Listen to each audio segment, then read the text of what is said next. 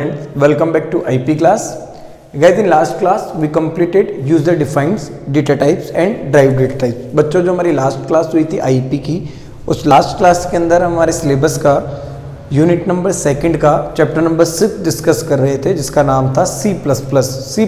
वाला जो चैप्टर था उसके अंदर हमने C++ के बारे में बहुत सी चीज़ों को डिस्कस किया था। और जब हम उस चैप्टर की लास्ट क्लास के अंदर थे तो लास्ट क्लास के अंदर हमने डेटा टाइप्स के टाइप की जो थर्ड कैटेगरी थी, जिसे हम ड्राइव डेटा टाइप कहते हैं, उसे हमने डिस्कस किया था।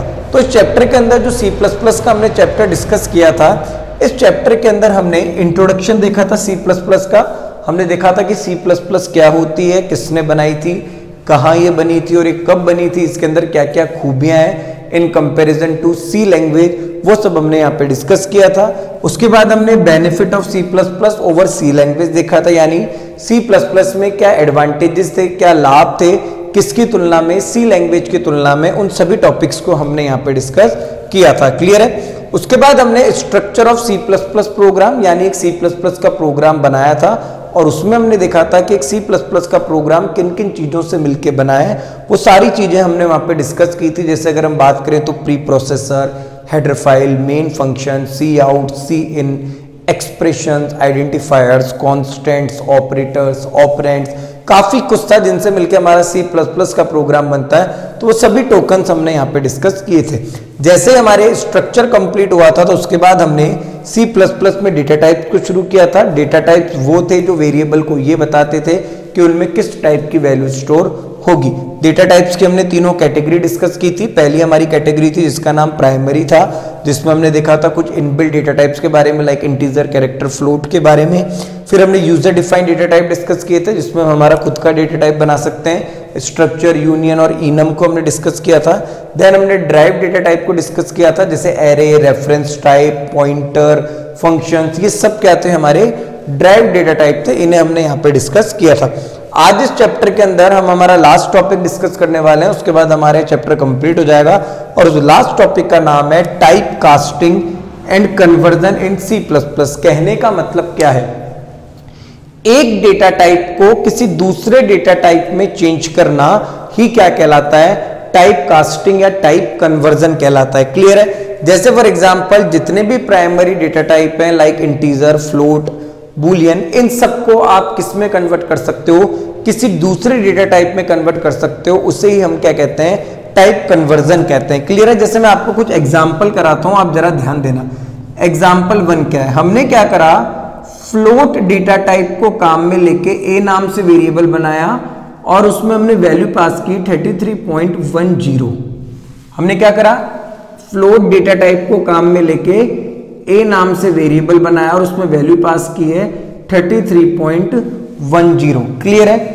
हमने फिर इसी में अगले स्टेटमेंट में, इसी प्रोग्राम में इंटीजर डेटा टाइप को काम में लेके बी नाम से वेरिएबल बनाया और उसमें हमने ए की वैल्यू को पास कर दिया। अब हमें प्रिंट करना है किसको, अब हमें प्रिंट करना है बी को। तो आंसर क्या आएगा, आउटपुट क्या आएगा, हमसे यही पूछा गया है। तो यहीं पे आपको समझ आएगा कि टाइप कन्वर्जन क्या है। तो ए में क्या रखा है, 33.10 और ए किस में चल जाए, बी में। तो आप में से भी कई लोग ये कह रहे होंगे कि सर बी को प्रिंट करेंगे तो 33.10 आएगा। कुछ तो ये कह रहे होंगे कि सर ए प्रिंट होगा। अरे ए प्रिंट थोड़ी होगा, ए तो प्रिंट ही नहीं हो सकता क्योंकि डेटा टाइप क्या है, डेटा टाइप इंटीजर है। तो 33.10 प्रिंट हो सकता है। आप में से कुछ लोगों को ऐसा लग रहा होगा, मगर बेटा नहीं होगा। देखो ध्यान दो, बी का जो डेटा टाइप है वो क्या है, इंटीजर है, और इंटीजर कभी भी पॉइंट वाली वैल्यू को सपोर्ट नहीं करता। क्लियर है। तो ये बी है ना, जो केवल ए का जो पॉइंट के इधर वाला पार्ट है, यानी जो 33 है, उससे ही लेगा और किसको प्रिंट कर देगा, आउटपुट के अंदर 33 को प्रिंट कर देगा। तो यहां हमने क्या किया, यहां हमने फ्लोट डेटा टाइप के वेरिएबल को किसी दूसरे वेरिएबल में पास करके उसके टाइप को बदलने की कोशिश की है। और इसी टॉपिक को, इसी प्रोसेस को हम कहते हैं टाइप कास्टिंग या टाइप कन्वर्जन। जब एक डेटा टाइप को किसी दूसरे डेटा टाइप के अंदर बदला जाता है तो वो टाइप कास्टिंग और टाइप कन्वर्जन का ही पार्ट होता है। क्लियर है। जैसे फॉर एग्जांपल 2 कर लेते हैं, एग्जाम्पल दूसरा करके भी देखते हैं, आपको समझ आएगा। हम एग्जाम्पल 2 में देखते हैं मैंने इंटीजर डेटा टाइप को काम में लेके एक वेरिएबल बनाया है a, और a की वैल्यू है 2 डिवाइड बाय 2 नहीं, चलो ऐसा करते हैं 3 डिवाइड बाय 2, क्या है 3 डिवाइड बाय 2। अब जब 3 को आप 2 से डिवाइड करोगे तो आंसर आने वाला कितना 1.5, मगर ये सपोर्ट तो करेगा ही नहीं क्योंकि ये तो इंटीजर है। तो केवल इस केस के अंदर जो आउटपुट आएगा वो कितना आएगा 1। तो ये देखो हमने फ्लोटिंग पॉइंट वैल्यू को किस में बदला, इंटीजर में बदला। तो ये भी क्या है, टाइप कन्वर्जन और टाइप कास्टिंग का ही पार्ट है। जब C++ में किसी एक डेटा टाइप को किसी दूसरे डेटा टाइप में चेंज किया जाता है तो हम उसे कहते हैं टाइप कास्टिंग या टाइप कन्वर्जन, जैसा कि हम यहाँ पे अभी कर रहे थे। क्लियर है? आगे देखिए, अभी जो टाइप कास्टिंग और ये टाइप कन्वर्जन है C++ में इसे दो तरीके से किया जाता है। कितने तरीके से? दो तरीके से किया जाता है। एक होता है इम्प्लिसिट, क्या होता है इम्प्लिसिट, और एक होता है एक्सप्लिसिट, क्या होता है एक्सप्लिसिट। देखो इम्प्लिसिट का मतलब क्या है, इम्प्लिसिट का मतलब होता है ऑटोमेटिक, यानी अपने आप ही कन्वर्जन हो रहा है, उसे हम कहते हैं इम्प्लिसिट कन्वर्जन। क्लियर है? और एक्सप्लिसिट का मतलब होता है जिसे हम खुद कर रहे हैं, यूजर खुद कर रहा है। ये हमने यहाँ पे जो भी किया है ये सब क्या है आपका एक्सप्लिसिट कन्वर्जन। इम्प्लिसिट क्या होगा, कभी ना कभी प्रोग्राम के अंदर ऑटोमेटिक ऐसा हो जाता है, जैसे फॉर एग्जांपल फ्लोट के अंदर कोई वैल्यू आई 99.00, तो 00 का कोई मतलब नहीं है, जैसे आप भी जानते हैं केवल 99 को ही काउंट किया जाएगा।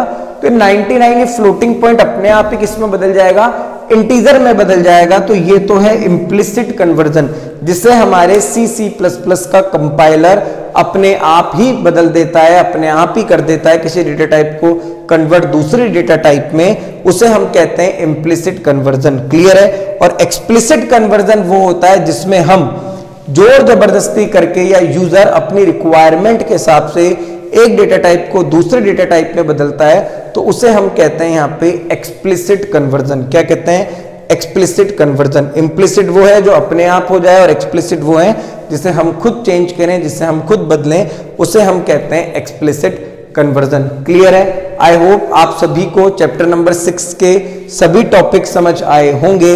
सबसे पहले इंट्रोडक्शन भी समझ आया होगा, फिर C++ के क्या फायदे थे, C की कंपैरिजन में ये भी समझ आए होंगे, C++ का एक स्ट्रक्चर भी समझ आया होगा, डेटा टाइप भी आपने समझे होंगे, आपने टाइप कास्टिंग टाइप कन्वर्जन पे भी ध्यान दिया होगा। तो इम्प्लिसिट और एक्सप्लिसिट दोनों हैं। टाइप कास्टिंग और कन्वर्जन का मतलब है एक डेटा टाइप को किसी दूसरे डेटा टाइप में बदलना, ये टाइप कास्टिंग और कन्वर्जन कहलाता है। और ये काम हम दो तरीके से कर सकते हैं, एक है हमारा इम्प्लिसिट कन्वर्जन और एक है हमारा एक्सप्लिसिट कन्वर्जन। तो इसी के साथ हमारा चैप्टर नंबर 6 आईपी का कंप्लीट हो चुका है। अब हम हमारी नेक्स्ट क्लास में हमारा चैप्टर नंबर 7 शुरू करेंगे, जो होने वाला है ऑपरेटर्स पे, एक्सप्रेशंस पे और कंट्रोल स्ट्रक्चर पे। कंट्रोल स्ट्रक्चर से मतलब है जो आपने 11th में फॉर लूप, इफ एल्स वगैरह पढ़े थे, वो सब चीजें अब आप यहाँ पे डिस्कस करने वाले हो। आई होप आप सभी को चैप्टर नंबर 6 तक सभी चीजें क्लियर होंगी।